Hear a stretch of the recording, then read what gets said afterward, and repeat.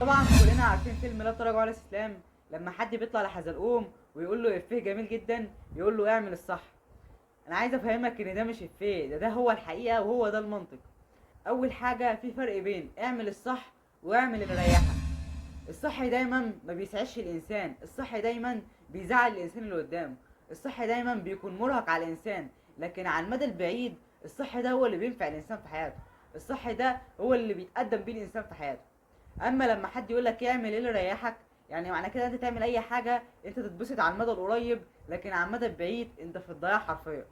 لما حد مثلا يكون عنده سمنه مفرطه ويقعد مثلا على المدى القريب يعمل اللي يريحه، اللي هو ياكل ويشرب وبراحته والدنيا بايظه عنده خالص، فده على المدى القريب هو مبسوط، هو متكيف، هو كده عاجبه الحاله. لكن على المدى البعيد هيعاني من مشاكل صحيه ومن مشاكل في القلب ومن امراض كتير جدا.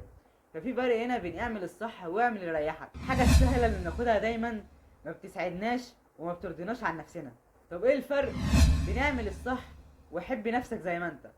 بص، حب نفسك زي ما انت ده اصلا ده معنى غلط. ليه؟ لان انت من يوم ما اتولدت لغايه ما هتموت انت على نفس الحال، على نفس الهيئه، ما بتطورش في حياتك، ما بتتمرنش، ما بتعملش اي حاجه مفيده في حياتك غير اللي انت عايش على المدى القريب بس ان انت تسعد نفسك وتبسط نفسك. فانا عايز اقول لك ان جمله حب نفسك زي ما انت بتقفل اي مساحه دايما للتطور في حياتك. انا مش عايزك تحب نفسك زي ما انت، انا عايزك تطور من نفسك، تزود على نفسك في المهارات، تزود على نفسك في القدرات. قصدي كشكل وهيئه الجسم، انا قصدي على المهارات اللي انت المفروض تتعلمها والحاجات اللي انت المفروض تكون كويس فيها. بس كده، لو في حاجه في النهارده مش تعمل لايك وتشترك في القناه. حب نفسك.